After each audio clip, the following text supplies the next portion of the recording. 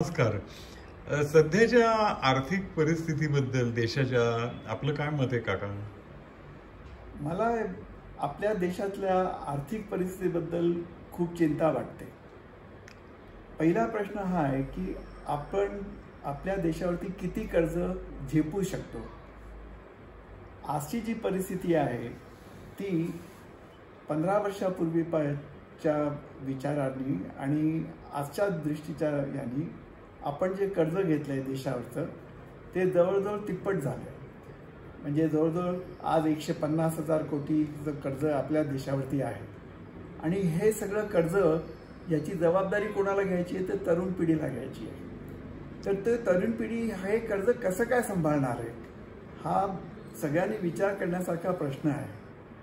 आणि याला जबाबदार कोण हा पण विचार करण्यासारखा प्रश्न आहे. पण हे सगळं इन्फ्रास्ट्रक्चरसाठी घेतलंय ना, म्हणजे एअरपोर्ट बांधले, हायवेज बांधले, मेट्रो बांधल्या, त्याच्यासाठी घेतले ना. हे समजा हे त्याच्यासाठी या गोष्टींसाठी सुद्धा घेतले असतील तर ते कोणाच्या भल्यासाठी घेतलेत. याच्यामुळे सामान्य माणसाला काय फरक पडतोय.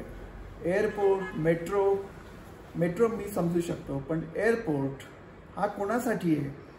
हा काय सामान्य माणसासाठी आहे. आज रेल्वेजचं जर का आपण म्हटलं तर खरोखर रेल्वेज या सगळ्यांना काही एवढ्या परिणामकारक आहेत का. आणि थोड्या बहुत डेफिनेटली झाल्या असतील परिणामकारक, पण सामान्य माणसाच्या किंवा सामान्य माणसापेक्षा सुद्धा आपल्या देशात जी गरीब पॉप्युलेशन आहे, जी आज आपण कमीत कमी 30% तरी म्हणतो, गरीब देशातली गरिबी जी आहे 30% तरी म्हणतो आपण. कारण आज 28% गव्हर्नमेंटच सगळ्यांना देत आहे पैसा असं गव्हर्नमेंट क्लेम करतं. त्याचा हिशेब कोणी घेतला आहे किंवा कोणाला मिळाला आहे हे अजून कोणाला माहिती नाही आहे.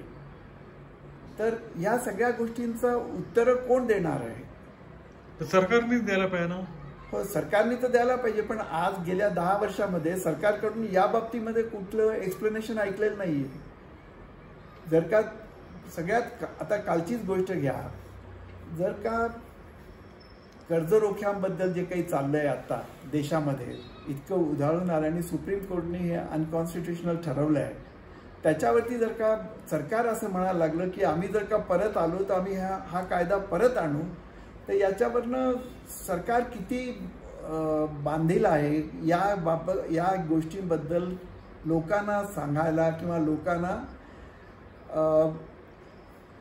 व्यवस्थित सांगून व्यवस्थित समजवायला सरकार कुठपर्यंत बांधील आहे हा मोठा प्रश्न आहे.